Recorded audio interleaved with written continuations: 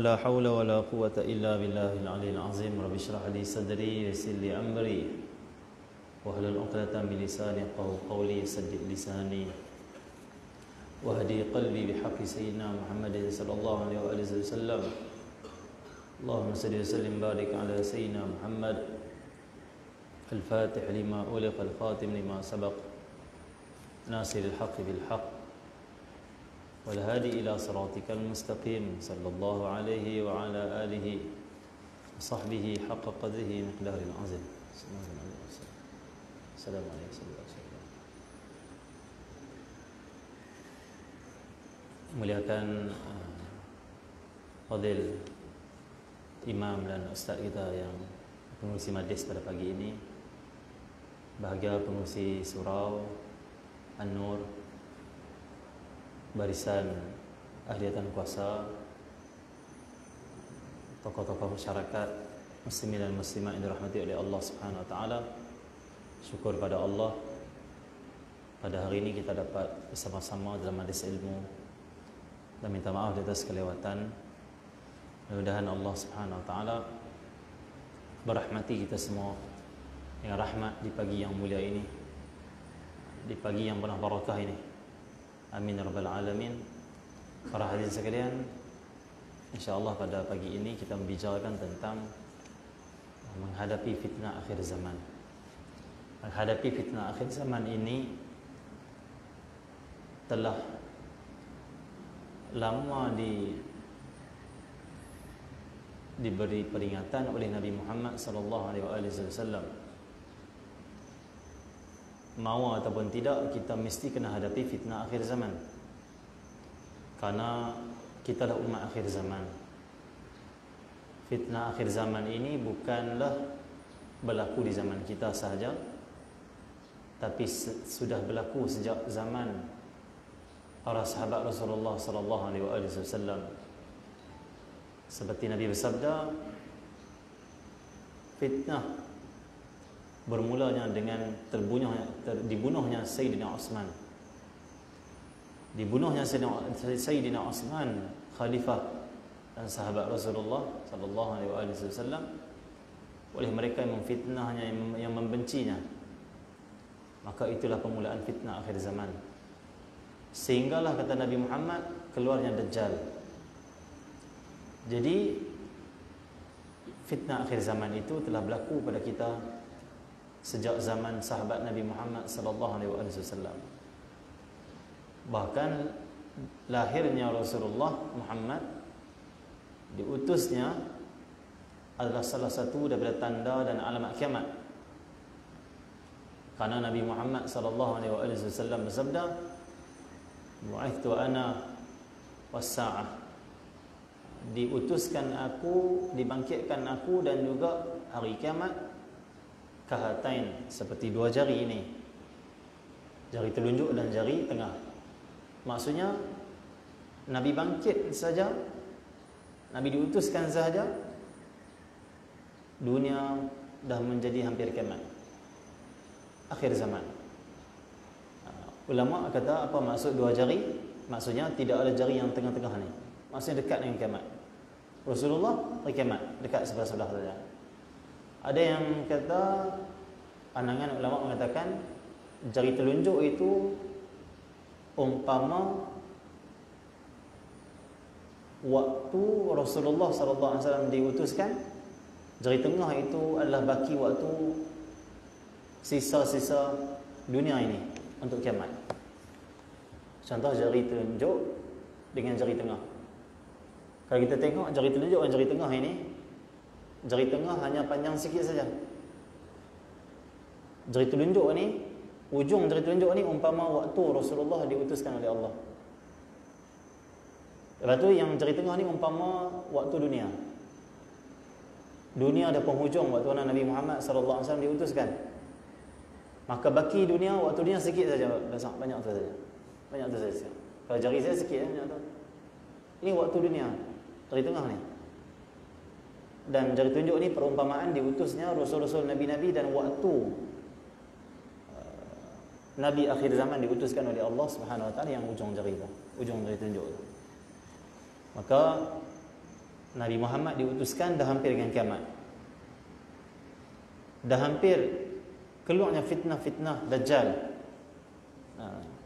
Sebab itulah memperingatkan umat tentang Dajjal ini bukanlah hanya Rasulullah sallallahu alaihi wasallam. Bahkan dia sunnah bagi para anbiya setiap zaman. Berdasarkan hadis sahih, Nabi sallallahu alaihi wasallam sabda, mafhumnya, tidaklah diutus seorang nabi pun melainkan mereka akan memperingati umat mereka tentang bahaya Dajjal. Termasuk Nabi Adam AS telah menyebut kepada kaumnya ataupun umatnya pada waktu itu, jaga-jaga kamu akan keluar Dajjal. Itu fitnah Dajjal. Jadi maka Allah telah berkehendak dan mentakdirkan umat yang akan jumpa dengan Dajjal adalah umat Nabi Muhammad sallallahu alaihi wasallam. Maka sudah pastilah Nabi Muhammad lah nabi yang paling banyak memberi peringatan kepada umat dia tentang hari kiamat, fitnah akhir zaman dan keluarnya Dajjal. Dan juga wujudnya fitnah Dajjal sebelum munculnya Dajjal. Jadi maka untuk kita mengetahui tentang bagaimana fitnah akhir zaman, bagaimana hal keadaan zaman, itu sunnah Nabi Muhammad sallallahu alaihi wasallam. Sebab itulah Nabi sallallahu alaihi wasallam waktu mana hidup, Nabi menceritakan detail tentang akhir zaman. Bahkan Nabi menceritakan detail tentang apa yang akan berlaku, alamat kecilnya, alamat besarnya, sehinggalah kiamat.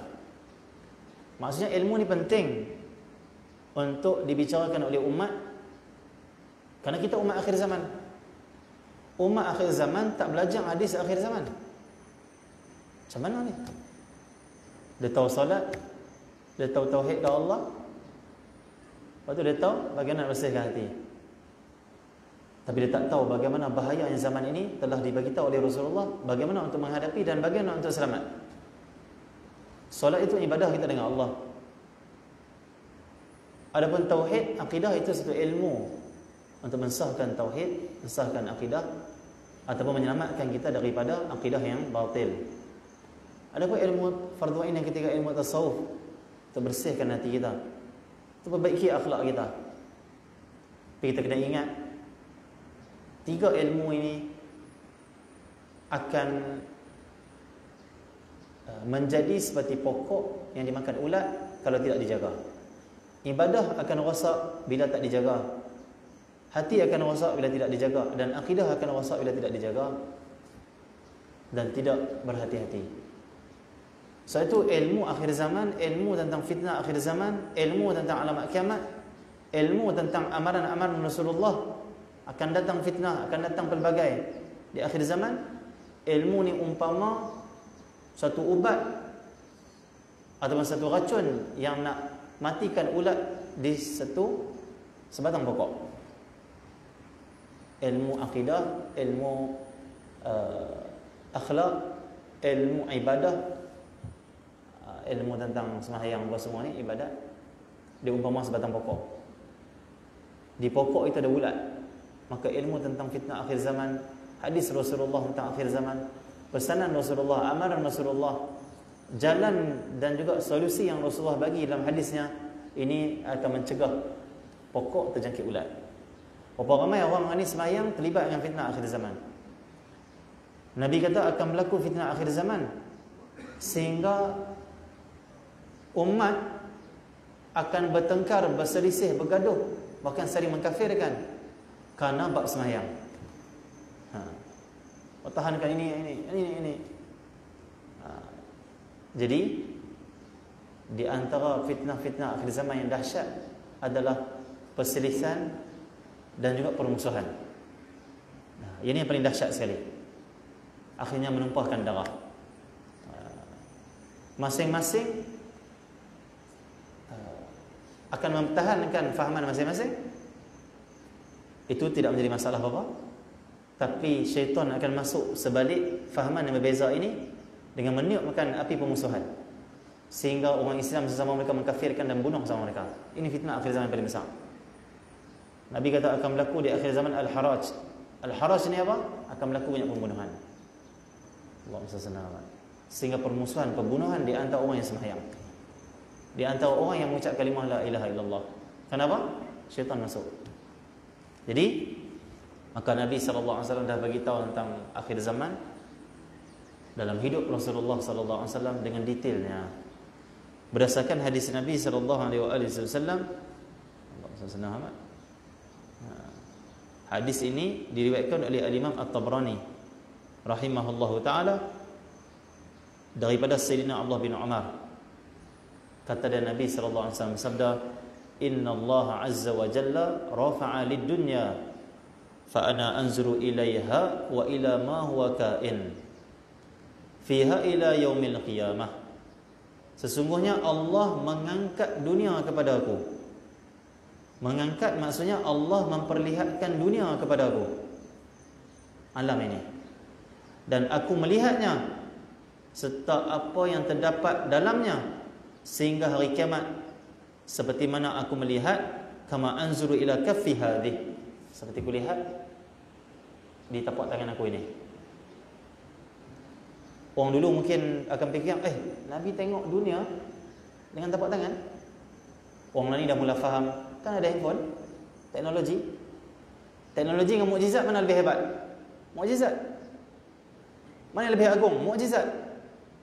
Maka di antara mukjizat Rasulullah, keistimewaan Rasulullah, Allah telah memperlihatkan dunia kepada Rasulullah dan isi dalam dunia ni. Isi dalam dunia maksudnya apa? Manusia ke apa yang ada dalam dunia ni. Bahkan bukan sekat isi dunia Nabi lihat apa yang ada dalam dunia. Saintis pun belum tentu lagi boleh tengok isi dalam dunia ni. Dah yang tengok sebahagian saja. Sini sikit, sini sikit, sini sikit.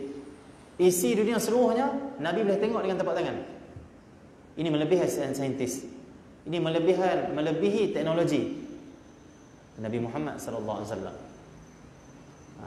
Jadi Nabi tengok dalam masa yang singkat, Nabi boleh tengok semuanya. Ini luasnya dan kuatnya dan hebatnya pandangan Nabi Muhammad sallallahu alaihi wasallam. Mata Rasulullah. Ini Rasulullah bukan orang biasa. Kita boleh sebut Rasulullah biasa, orang manusia biasa, maksudnya dia manusia. Makan, minum, ada sebab-sebab harus bagi Rasul. Tapi yang bahayanya ada orang mengatakan Rasulullah manusia biasa untuk merendahkan Rasulullah. Yang terbaik adalah kita mengatakan Rasulullah manusia tapi bukan manusia biasa. Itu lebih tepat.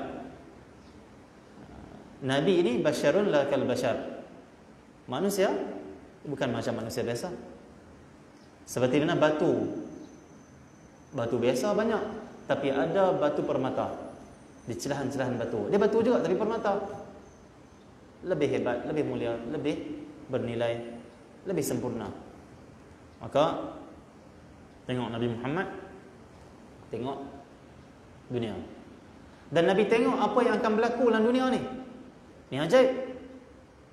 Ni hadis Nabi Muhammad. Orang kata logik kan ni? Akal itu umpama burung, kata ulama. Burung ni tak boleh terbang pergi ke langit. Ada had dia. Maka tinggalkan akal kita dulu. Iman pada Allah, percaya pada Allah dan Rasulnya. Dunia ini milik Allah. Apa yang akan berlaku itu dalam pengetahuan Allah. Allah Subhanahu Wa Taala boleh mengkhabarkan kepada Nabi Muhammad sallallahu alaihi wasallam. Sebab tu Nabi tahu detail apa yang akan berlaku, apa yang akan berlaku, apa yang akan berlaku. Dan semua yang Nabi sebut berlaku. Allah SWT. Nabi kata bila kamu akan, kalaulah kamu hidup selepas kewafatan aku, kalian akan tengok ikhtilafan katsira. Banyaknya perselisihan. Lah ni banyaklah perselisihan lah ni. Banyak. Dalam komen Facebook, kalau 1000 komen, 1000 beza pandangan. Kalau ada satu isu, semua nak ulas dan semua beza pandangan. Yang ni mengutuk, ini mencaci, yang ni mendoakan, yang ni tak puas hati yang komen orang ni, yang ni komen kawan dia. Dalam komen pun masih ada komen. Seperti kopi 3 in 1. Dalam komen ada 3 in 1 juga. Dalam komen ada lagi komen. Dalam komen yang komen tu ada lagi komen-komen. Tukar bergaduh. Allah SWT. Sesama kawan bila sembang tu isu, kawan ni pandangan macam ni, kawan ni pandangan macam ni, kawan ni pandangan macam ni. Tidak menjadi masalah apa-apa. Yang bahaya adalah jarum-jarum syaitan. Syaitan ni kata putuskan silaturahim. Syaitan kata, kawan kamu ini dia tak ada ilmu, dia tak faham macam kamu. Kamu lekehkan dia. Ini syaitan. Akhirnya bergaduh, bertengkar, putus silaturahim, saling menjatuhkan kerana perbezaan yang ada di akhir zaman. Jadi memang perbezaan itu tetap ada sepanjang zaman, tapi akhir zaman yang paling banyak sekali ikhtilafan katsira. Dan syaitan ambil peluang daripada perselisihan yang banyak ini. Jadi aku lihat kata Nabi sallallahu alaihi wasallam. Jadi ini hadis Nabi sallallahu alaihi wasallam, riwayat Imam At-Tabrani rahimahullahu taala. Dalam hadis yang lain, Allah SWT kata Sayyidina Huzaifah Al-Yamani dalam Sahih Muslim, hadis ini Sahih Muslim, laqad haddatsani Rasulullah sallallahu alaihi wasallam ma yakunu hatta taqum as-sa'ah.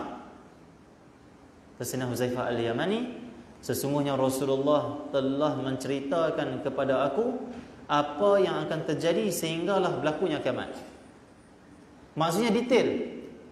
Kalau tak penting memperingati atau memperingatkan tentang bahaya akhir zaman, Rasulullah tak cerita detail, sikit-sikit saja. Ini penting ilmu ni, penting peringatan ni. Allah SWT. Kalau kata Sayyidina Huzaifah Al-Yamani, semua Rasulullah cerita apa yang akan berlaku sehingga hari kiamat. Dalam hadis yang lain, Allah SWT kata Sayyidina Abu Zaid, Shalla bina Rasulullah sallallahu alaihi wasallam al-fajr. Kami sembahyang bersama Rasulullah sembahyang subuh. Thumma sa'ida al-minbara fa khatabana hatta hadratil zuhri. Kemudian lepas sembahyang subuh, Rasulullah naik mimbar. Saya terjemah ringkas. Dan Rasulullah memberikan khutbah kepada kami sehingga hatta hadratil zuhri, sehingga masuk waktu zuhur. Nabi ceramah dari subuh sampai zuhur. Kalau saya ceramah di subuh sampai zuhur, lari orang. Ya. Orang tutup lampu, orang tutup kipas. Kata ustaz, faham. Ya. Kuliah subuh pula tak boleh lama. Macam bau mi goreng apa? Macam bau makanan apa? Insya-Allah.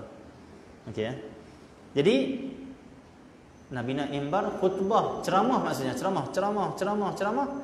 Dari subuh sampai zuhur, berapa jam tu? 7, 8, 9, 10, 11, 12, 1. Lebih kurang 7 jam, 6 ke 7 jam. Ceramah tanpa henti. Lepas tu, thumma nazala fa shalla. Kemudian Nabi turun daripada mimbar, fa shalla. Sembahyang bersama kami lah. Jemaah zuhur. Summa sa'ida al-minbara fa khatabana hatta gharabat asy-syams. Kemudian Nabi naik lagi mimbar lepas zuhur. Nabi khutbah kepada kami sehinggalah terbenam matahari. Zuhur sampai asar sembahyang, sambung lagi sampai masuk maghrib. Dari subuh Nabi ceramah sampai maghrib. Sepanjang hari maksudnya. Berapa jam tu? 12 jam lebih kurang, 11 ke 12 jam. Kita boleh ceramah macam tu. Tengok kekuatan Nabi sallallahu alaihi wasallam tak sama macam kita. Kita ceramah sejam pun penat, letih, tidur nak kereta, tidur di hotel, tak larat. Rasulullah sepanjang hari ceramah tanpa henti, cakap. Kemudian baginda mengkhabarkan kepada kami apa yang telah terjadi dan apa yang akan terjadi sehinggalah hari kiamat. Allah SWT. Yang pertama Nabi bagi tahu, Nabi cerita apa yang telah terjadi di dunia ni. Cerita. Kemudian Nabi cerita pula apa yang akan berlaku di dunia ni sampai hari kiamat. Khususnya alamat-alamat kiamat. Orang yang paling banyak ilmunya mengenai kejadian-kejadian tersebut adalah orang yang paling kuat hafalannya. Maksudnya para sahabat yang dengar ini ada yang kuat hafalan. Yang kuat hafalan lah yang paling banyak ilmu tu yang dia ambil hari tu. Ada orang yang lupa, ada orang yang ingat. Tapi detail disebut oleh Nabi sallallahu alaihi wasallam tentang apa yang akan berlaku. Di sini orang akan bersoalkan, bukankah hanya Allah yang mengetahui apa yang akan berlaku? Perkara yang gaib. Jawapannya dalam ayat Allah Subhanahu wa taala. Hadis tentang Nabi tahu semua ni banyak lagi. Kita ambil ayat Al-Quran. Dalilnya Al-Quran. Allah firman wa indahu mafatihul ghaib la ya'lamuha illa hu. Surah apa ni? Surah Al-An'am. Dan pada sisi Allah jualah anak kunci, mafatih, anak kunci, pembendaraan segala yang gaib Tiada siapa yang mengetahui yang gaib ini melainkan dialah sahaja. Perkara gaib. Apa akan berlaku esok? Apa akan berlaku lusa? Hanya Allah mengetahui. Dalam ayat ini sebut. Allah SWT. Dalam hadis Nabi Muhammad, Nabi bersabda, "Khamsun la ya'lamuhunna illa Allah azza wa jalla." 5 perkara tidak mengetahui melainkan Allah saja. Yang pertama, inna Allah ta'ala indahu ilmu sa'ah. Sesungguhnya ilmu tentang hari kiamat hanya ada di sisi Allah Subhanahu wa taala. Maksudnya bila kiamat? Dalam hadis Nabi ditanya, "Mata sa'ah ya Rasulullah?" Nabi tak jawab. Dalam hadis yang lain Jibril mai tanya, "Akhbirni 'anis sa'ah." Khabarkan kepada aku bila kiamat? Bila kiamat? Nabi tak jawab. Karena tidak diberitahu oleh Allah, tidak diberitahu oleh Allah bila kiamat. Tapi ada hadis pula Nabi cakap bila kiamat. Seperti Nabi sallallahu alaihi wasallam sabda, kiamat akan berlaku waktu Zuhur, kiamat akan berlaku hari Jumaat. Dan kita pun boleh tahu bila kiamat. Kiamat tu hari Jumaat. Dalam seminggu ni hari Jumaat tu kiamat. Hari kiamat. Ada hadis Nabi tak tahu langsung, tak sebut bila hari kiamat. Tarikh wallahu alam, tapi hari Nabi tahu. Waktu mana Nabi tahu? Ada ulama hadis mengatakan hadis yang Nabi kata aku tak tahu bila hari kiamat, itu sebelum Allah bagi tahu. Akhir-akhir umur Nabi Muhammad Allah bagi tahu kiamat akan berlaku hari Jumaat, kiamat akan berlaku waktu Zuhur, kiamat akan berlaku waktu sekian-sekian. Barulah Nabi khabar ya.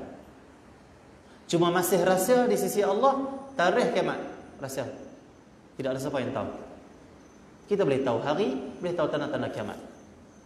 Dan tidaklah penting mana untuk kita mengetahui bila kiamat. Sebab kiamat yang paling hampir dengan kita adalah kematian. Mati itu kiamat kecil bagi kita. Okey ya. Jadi Allahumma salli ala Muhammad. Orang putih buat kiamat 2022.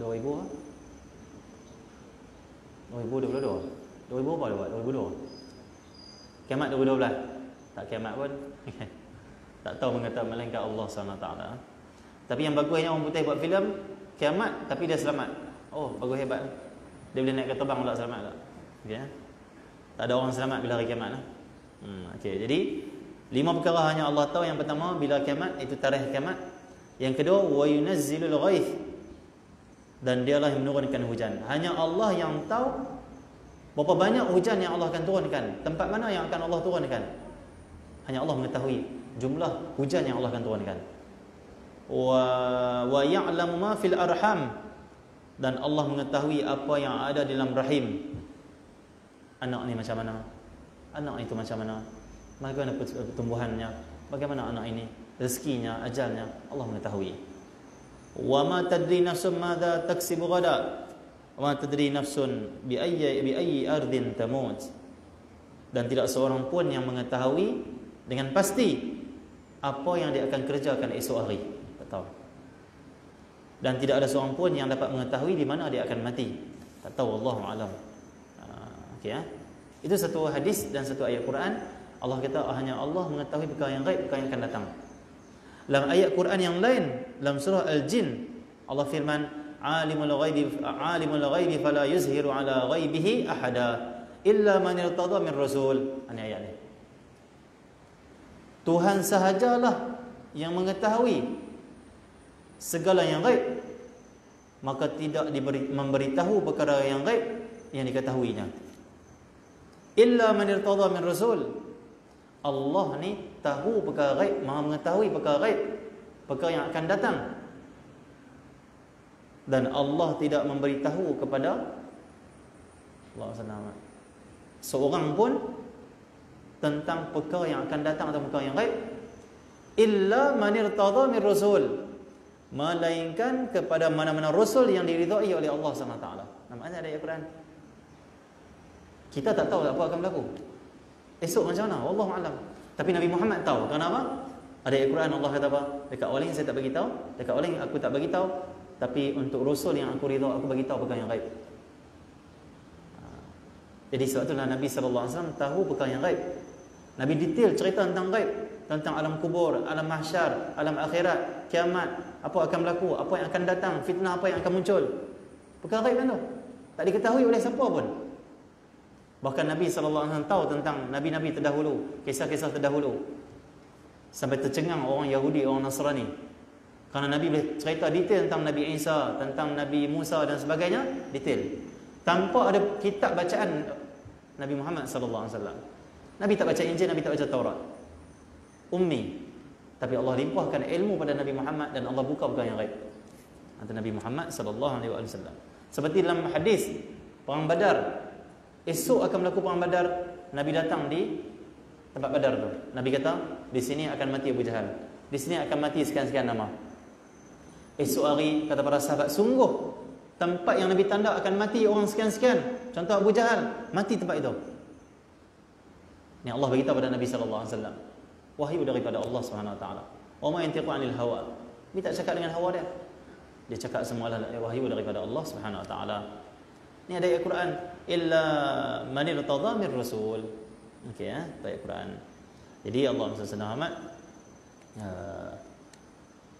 Allah SWT. Jadi menghadapi fitnah akhir zaman itu, yang pertama sekali adalah dengan kita mempelajari ilmu-ilmu hadis yang telah diajarkan oleh Nabi Muhammad, yang telah ditinggalkan oleh Nabi Muhammad SAW, supaya kita boleh nampak apa itu zaman.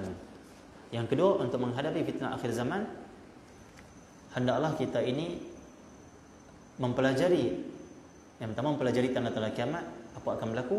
Yang kedua, belajar dan mempraktikkan solusi ataupun cara ataupun jalan atau panduan yang Rasulullah bagi dalam hadis untuk selamat di akhir zaman. Di antaranya saya sebut sikit. Kuliah subuh nak cerita akhir zaman ni tak dan sebenarnya. Kita baru kita cerita Rasulullah tahu macam mana. Itu dalil Al-Quran. Cerita akhir zaman ni, saya kalau kuliah akhir zaman lebih sejam. Tapi tak boleh, dah masak dah makanan. Tak boleh. Dan subuh saya tak akan kuliah lama. Sebab saya faham subuh ini, faham-faham lah.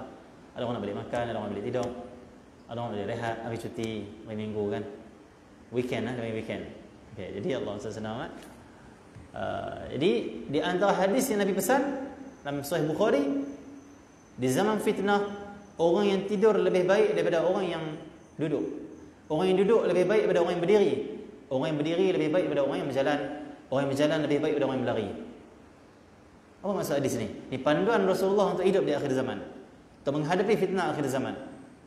Kamu akan lihat perselisihan, kamu akan lihat pergaduhan, kamu akan lihat dua kelompok orang Islam bergaduh sampai bunuh sama mereka. Seperti berlaku di Syam, berlaku di Syria, berlaku di Yaman. Dalam hadis Nabi kata, bila berlaku fitnah akan berlaku permulaan fitnah, Sailam dia panggil, Sailamah dia panggil, iaitu fitnah akan berlaku yang permulaan di bumi Syam, disebabkan permainan budak-budak. Akan berlaku sana fitnah, itu pergaduhan dan juga pembunuhan sesama orang Islam. Pertumpahan darah yang banyak menghancurkan negara mereka. Waktu tu kalau kamu mampu jadi batu, jadilah batu, kata Nabi SAW.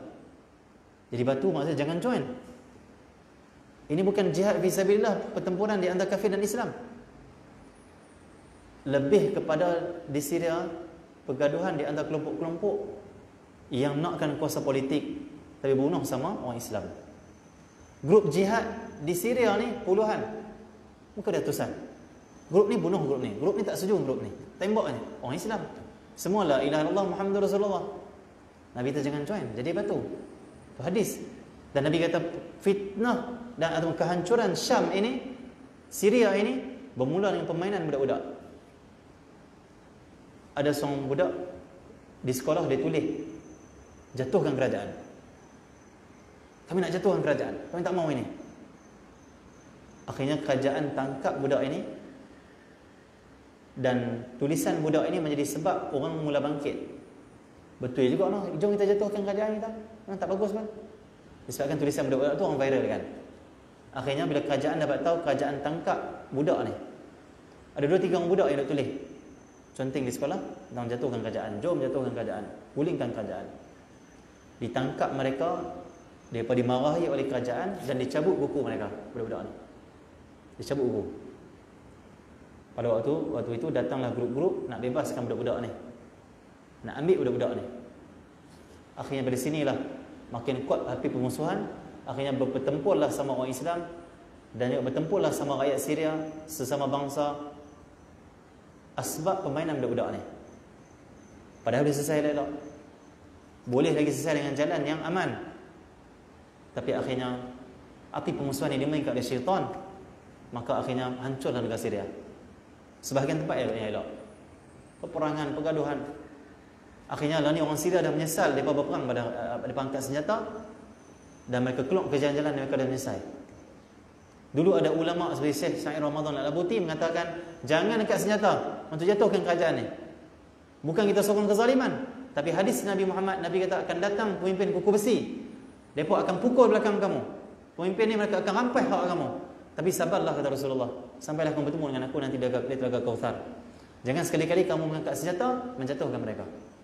Karena angkat senjata menjatuhkan pemimpin zalim lebih bahaya daripada kita bersabar dengan kezaliman dia.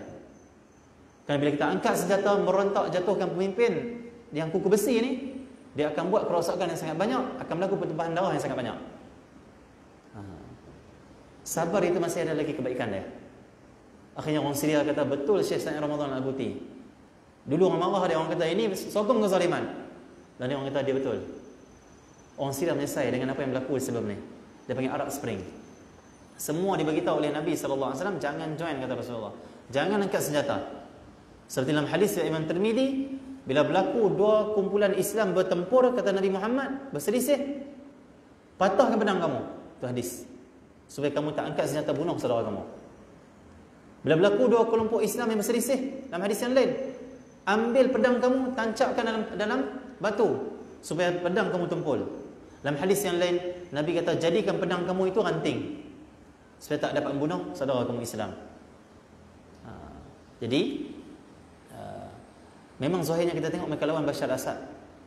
Oh, ini Syiah ini. Ini dah ni tahap dah teruk dah ni, contoh. Sebalik itu berapa ramai grup-grup dengan alasan iaitu akan Bashar Assad, dia berperang sama mereka. Bashar Assad tak itu pun, dia berperang sama mereka. Siapa?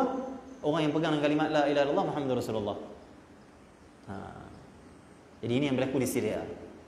Pergaduhan untuk merebut tampuk pemerintahan atau politik, kuasa politik. Alhamdulillah di Malaysia ni bergaduh kita, bertengkar sebab parti, tak sampai bunuh sama kita. Alhamdulillah. Teruskan. Masing-masing parti.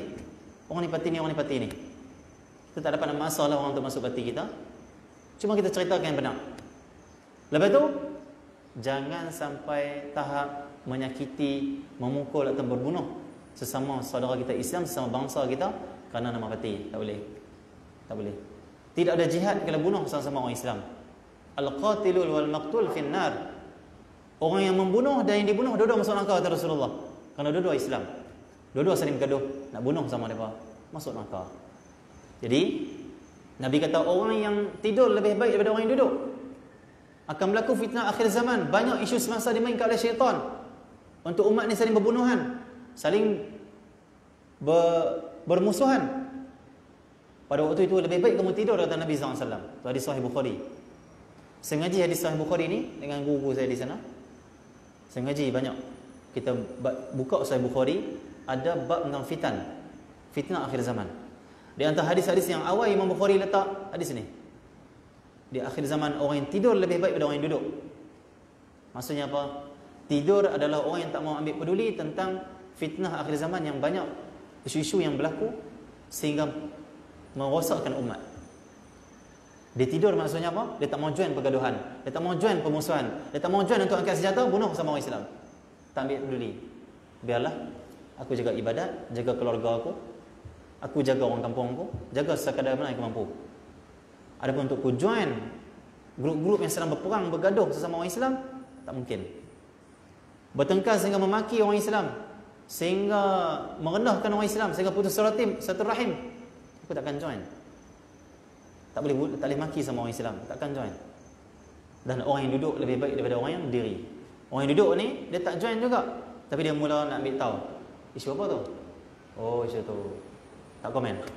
Dia lebih baik, lebih bagus daripada orang yang berdiri. Diri ni apa?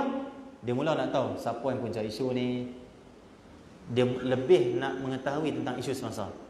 Tak ada masalah apa-apa, tapi kena lebih berhati-hati. Khususnya tokoh ni bergaduh dengan tokoh ni, tokoh ni buat video tokoh ni, tokoh ni buat video tokoh ni. Maksudnya tuduh-menuduh. Jangan masuk campur. Hal mereka dengan Allah SWT kalau maksiat. Doakan kedua-duanya hidayah. Takut-takut kita berpihak pada golongan yang tak benar. Akhir zaman ni, orang yang didakwa belum tentu lagi dia salah. Dia kata kalau saya salah, saman saya. Padahal dia salah. Cuma dia cakap tu nak psycho orang yang tuduh dia. Memang salah pun. Dia nak tunjuk kata dia berani, dia benar, dia tahu. Kalau saya salah, saman saya. Memang salah pun. Orang tak saman lah, orang susah nak kamar-kamar apa semua. Dan boleh jadi dia boleh menang. Karena tipu daya akhir zaman itu sangat banyak. Akan datang suatu zaman kata Rasulullah, akan banyak dalamnya penipuan-penipuan, khada'at. Akan datang zaman tu kata Nabi Muhammad. Itulah zaman kita. Zaman yang ramai orang menipu. Orang ni menipu, orang ni menipu, orang ni menipu. Sampai kita tak tahu siapa yang betul lah ni. Akan datang zaman tu. Nabi sebut dalam hadis ini akan datang satu zaman, satu tahun yang seterusnya lebih dahsyat, lebih buruk daripada tahun sebelumnya. Itulah tahun yang kita sedang hadapi. Allah SWT. Lah ni nak masuk tahun baru Islam. Dah masuk tahun baru Islam. Kalau ikut hadis Nabi Muhammad, tahun ini lebih berat daripada tahun lepas. Lebih buruk keadaan daripada tahun lepas. Kalau ikut hadis Nabi Muhammad. Tahun yang akan datang 1445 lebih berat daripada tahun 1444. Terus sampailah muncul Imam Mahdi. Barulah keadaan kembali stabil. Dunia akan dipenuhi dengan keadilan. Sebelum tu, tahun ke depan lebih dahsyat daripada tahun sebelumnya. Dulu kita tak dengar cerita pasal krisis makanan. Dulu kita tak dengar pun tentang akan berlaku putus bekalan makanan. Harga akan naik melambung, tak pernah dengar. Tahun ni kita dah dengar. Tahun ni lebih akan melambung. Tahun ni akan problem makanan lebih teruk. Kita akan tengok. Bukan saya baca mana-mana buku, baca pada hadis Nabi sallallahu alaihi wasallam. Itu pesan pada kita. Jangan kita harapkan tahun ni harga barang turun. Tahun ni gandum dah jadi murah, tepung murah. Tak ada, lebih mahal tahun ni. Lebih susah nak dapat bekalan makanan tahun ni. Ini hadis Nabi Muhammad sallallahu alaihi wasallam. Akan berlaku kerosakan ekonomi, akan berlaku putus bekalan makanan. Satu dalam hadis Nabi kata, siapa yang ada ternakan kembali pada ternakan dia. Buat ternakan. Siapa yang ada tanah kembali pada tanah dia. Maksudnya hadis Imam Muslim, hadis sahih. Maksudnya hendaklah dia buat tanaman di akhir zaman. Kenapa? Nabi sebut tentang akan berlaku kerosakan ekonomi, putus bekalan makanan, dan negara-negara Islam yang ada bekalan makanan, yang ada sumber makanan asasi mereka cukup, mereka takkan tunduk pada syaitan. Ditekan ekonomi, sengaja diatur untuk putus bekalan makanan, untuk kuasa besar dunia kuasai negara-negara kita yang lemah, supaya kita terpaksa tunduk pada undang-undang mereka, perjanjian dengan mereka. Mereka nak ambil sebahagian daripada hak kita. Akhirnya kita harapkan makanan, tapi kita menggadaikan agama kita, tanah kita, hak kita habis. Maka tunduk dengan syaitan nanti orang yang tidak. Na'udzubillah min dzalik.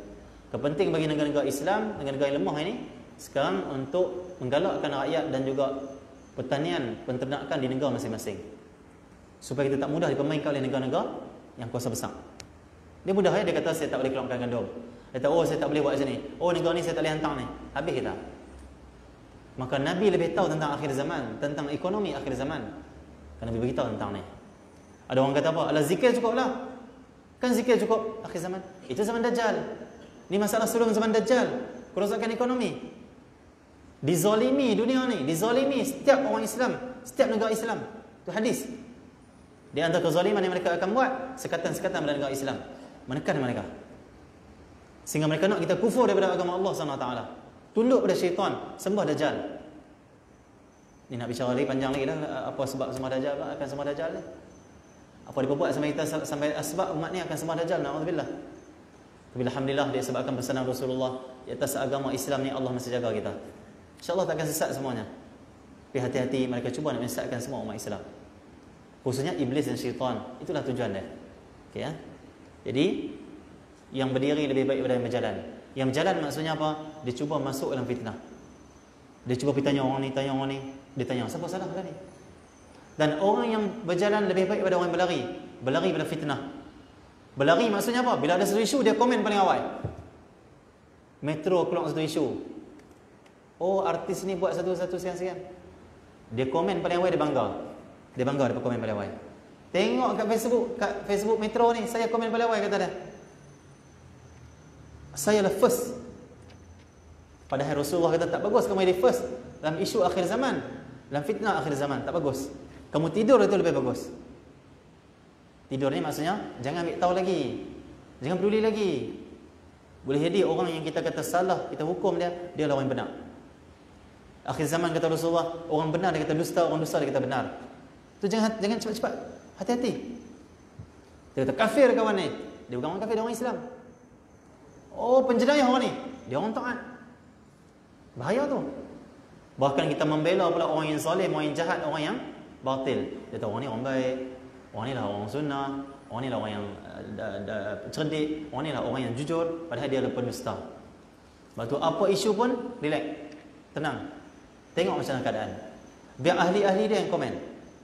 Contoh ada seorang ustaz cakap, biar ahli dia lah yang berautoriti lah, jabatan muftinya, ahli fatwanya, ulama-ulama besarnya, mereka yang akan ulas isu tu. Ni tengok video ustaz, semua komen kafir, kafir, syirik, khurafat, bid'ah, tanpa ilmu. Akhirnya kita mengkafirkan orang Islam. Bahaya mengkafirkan orang Islam. Rasulullah sebut dalam hadis, siapa yang mengkafirkan seseorang, kafir itu akan naik ke langit. Cek orang ni kafir tak? Tak kafir. Maka kafir itu akan kembali pada orang yang kafirkan orang Islam. Maka jadi kafir dia waktu tu. Habis amal soleh dihapuskan oleh Allah SWT. Kalau nak amal balik, mula satu balik. 1, 2, 3, 4. Tak teh balik dia panggil. Yang kafir dia. Jaga lidah. Maka simpulannya nak menghadapi akhir zaman, kesimpulannya yang pertama, jangan cepat-cepat nak komen isu.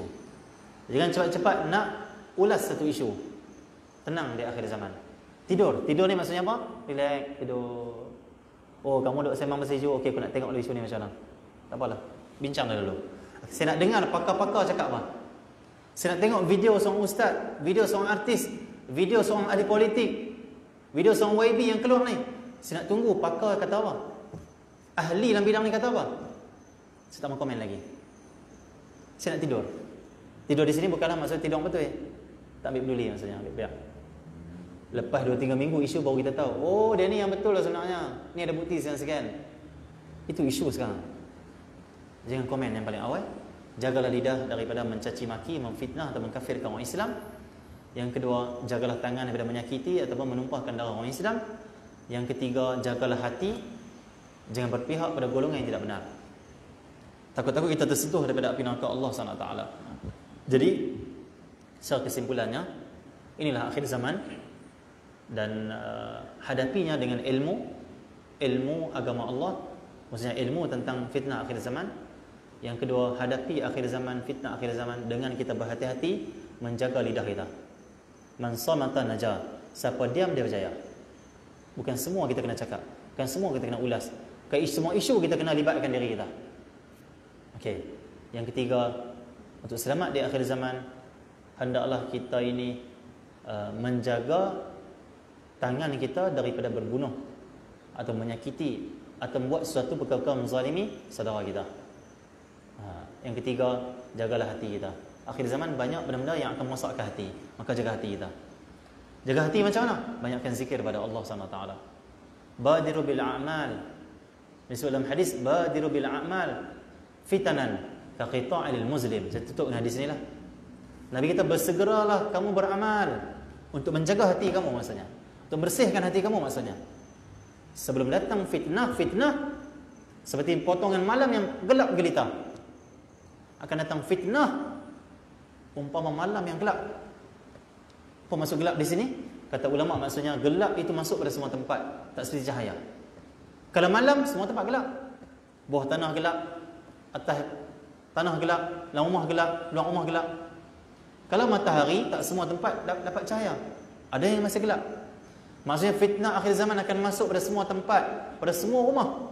Dalam hadis yang lain, fitnah akhir zaman akan masuk dalam rumah orang Islam macam hujan yang turun di atas bumbung mereka. Itu hadis. Dan kitab Imam Ibn Kathir tentang hari kiamat. Fitnah masuk ke atas. Itu internet. Hadis ni kita kena faham melalui zaman kita. Itu datang daripada internet, satelit ni, berbagai fitnah masuk dalam handphone dan juga TV dalam rumah kita. Akhirnya rosak rumah tangga kita disebabkan fitnah masuk daripada bumbung sana. Hadis Nabi SAW. Nabi sebut tentang teknologi. Jadi fitnah akhir zaman akan datang macam gelap malam, gelap gelita. Gelap juga maksudnya apa? Orang tak dapat lihat. Orang dah tak ada tempat berpegang. Siapa kami nak rujuk? Macam nak selamat ni? Pening aku dengan akhir zaman ni. Gelap. Dalam keadaan menakutkan akhir zaman. Tetapi ketakutan, kegelisahan, kegelapan ini tidak ada bagi orang yang segera beramal. Nabi mulakan hadis ini, badiru bil a'mal. Segera beramal untuk jaga hati kamu, untuk bersihkan hati kamu, supaya kamu ada cahaya hidup dalam gelap akhir zaman. Supaya kamu dipelihara oleh Allah hidup dalam fitnah akhir zaman. Allah pelihara kita. Kalau Allah pelihara kita, dajjal ke, musuh Islam ke, syaitan ke, iblis ke, tak boleh sesatkan kita. Nak Allah jaga, ihfazillah yahfazka. Jagalah hubungan dengan Allah, jaga perintah Allah, jaga kefarduan, jaga sembahyang, jaga aurat, jaga amanah anak isteri kita, bimbing mereka dengan elok. Jaga lidah kita, jangan cakap yang haram, jaga mata kita dan sebagainya. Maka Allah akan jaga kita. Ihfazillah yahfazka. Segera beramal, maka banyakkan zikir pada Allah. Banyakkan selawat pada Rasulullah sallallahu alaihi wasallam. Paling kurang selawat sehari 300 kali. Sambil naik motor selawat, sambil nak pergi kerja selawat, sebelum tunggu makan selawat. Hidup kita banyakkan selawat, dan selawat itu Allah akan beri rahmat kepada kita semua. Dan orang yang dapat rahmat tidak akan sesat. Orang dapat rahmat Allah sesat? Tak sesat. Dipelihara oleh Allah SWT. Bersihkan hati, jaga hati kita semua. Dan mudah-mudahan Allah SWT merahmati kita semua. Mudah-mudahan Allah selamatkan kita semua. Yang terakhir, jangan lupa untuk berdoa, ya Allah selamatkan kami dari fitnah akhir zaman. Melayu pun tak apa. Ya Allah selamatkan kami dari fitnah akhir zaman, fitnah Dajjal. Kalau Arabnya Rasulullah ajak sendiri, Allahumma inni a'udzubika minal adabil qabri, min adabi jahannam, wa min fitnatil mahyaya wal mamat, wa min fitnatil masiihid dajjal. Pelihara aku daripada azab kubur, azab neraka. Pelihara aku daripada fitnah hidup dan mati, dan fitnah Dajjal. Nabi akan baca ni sebelum bagi salam. Allahumma inni a'udzubika minal adabil qabri wa adzabil nar, wa a'udzubika min fitnatil mahya wal mamat, wa a'udzubika min fitnatil masiihid dajjal. Di samping baca surah Kahfi. Hafal surah Kahfi 10 awal atau 10 akhir. Kita dah dekat dengan zaman Dajjal. Sebelum tu akan muncul Imam Mahdi. Tapi sebelum Dajjal keluar, akan ada 30 Dajjal yang akan sesatkan umat ni. 30 Dajjal. Kepala-kepala besar dalam dunia ni, kuasa-kuasa besar dalam dunia ni, mereka ada 30 orang akan sesatkan umat sebelum keluar Dajjal yang besar sana. Maka baca doa ini, baca surah Kahfi, bersihkan hati dengan zikir, dengan selawat, duduk majlis ilmu, peduli dengan agama Allah, jaga keluarga, tinggalkan isu semasa. Jangan pentingkan isu semasa sampai keluarga tak ada tarbiyah. Anak semayang tak peduli, anak tak ada ilmu agama tak peduli, anak kawan dengan siapa tak peduli, anak tidur pukul berapa tak bangun subuh tak peduli, kena sibuk isu. Jangan sampai macam tu. Kenapa ini akhir zaman? Jaga orang yang kita mampu jaga. Yang selebihnya kita berserah pada Allah dan berdoa kepada Allah SWT. Mudah-mudahan Allah merahmati kita semua dan kita selamat daripada akhir zaman, fitnah akhir zaman. Sallallahu alaihi wasallam. Al-Fatihah. Allahumma inna bidak. Subhanallah wa bihamdihi. Alhamdulillah rabbil alamin. Mohon maaf di atas terkasar bahasa dan terlewat habis kuliah kita. Dan secara ringkaslah kuliah kita pagi ini. Mudah-mudahan Allah merahmati kita semua dan kita dapat jumpa lagi pada saat akan datang. Sallallahu alaihi wasallam.